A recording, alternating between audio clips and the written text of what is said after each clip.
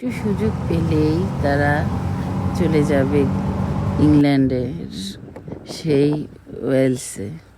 তাদের ওয়েলসটা এত ভালো লাগে কেন আমি জানি না, বেশি ভালো লাগে আমার মেয়ের, আমি জানি ও গ্রাম খুব পছন্দ। ওয়েলসের বেশিরভাগ মানুষই কৃষি নির্ভর এবং ফার্মিং করে, এরকম একটা এলাকা।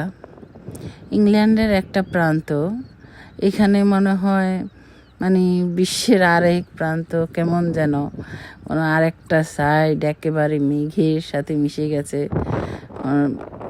মানে আকাশটা, মাটিটা মনে হয় এখান থেকেই মনে হয় পৃথিবীটা শুরু। আমার কাছে জানি কেমন একটা ভিন্ন রকম মনে হয় দেখতে।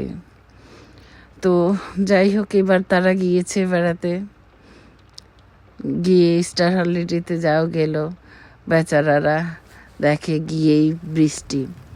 ইংল্যান্ডের ওয়েদারের কোনো ঠিক ঠিকানা নাই, কখন যে বৃষ্টি শুরু হবে, কখন যে ঠান্ডা শুরু হবে, এটার কোনো স্টেশনই নাই। যে কোনো সময় বৃষ্টি হতে পারে, তাই সব সময় সবাই ব্যাগে ছাতা রাখতেই হয়। এই যে কি সুন্দর ওয়েদার ছিল, গিয়েছে দেখে বৃষ্টি পড়ছে। তো যাই হোক, প্রথমেই ওরা ওদের কটেজে থাকলো এবং নিজেরাই রান্নাবাড়া করে খেলো।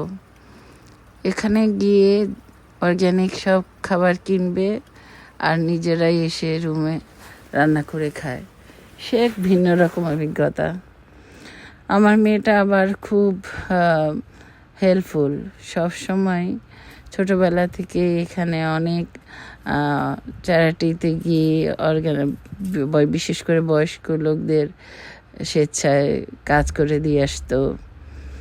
ও সবসময় মানে এখানে নিজের ছুটি কাটাতে গিয়েও সে মানুষকে হেল্প করছে তাদের কৃষিকাজে। এটাই তার আনন্দ। আসলে কি, ও আমার মতো গাছপালা, পশু পাখি, মাটি, মানে এগুলির সাথে একটা ভিন্ন রকম আনন্দ পায় এগুলির কাছাকাছি গিয়ে।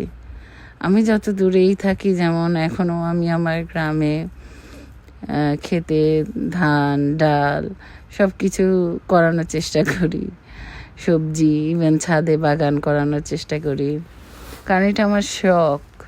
আমার মেয়েটারও ঠিক তেমন গাছপালা বা পশু পাখি নিয়ে কাজ করার ওর অনেক শখ।